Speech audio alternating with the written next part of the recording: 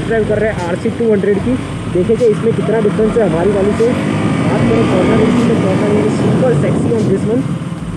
मेरी वाली में भी अच्छी है पर इसमें ज़्यादा मज़ा आ रहा है मेरे को। इंजन चेक करें तो इंजन भी काफ़ी ज़्यादा रिफाइंड है, इसका refinement is top notch. This is the video RC 200 on track. देख लो किस तरह से ट्रैक पे चलती है ये RC 200 नई वाली, सेकेंड जनरेशन। 7 साल बाद आके भी KTM ने इतना बड़ा अपग्रेड कर दिया। और मेन तो आगे की जो डिस्प्ले है it's looking super gorgeous, really amazing display, really love it.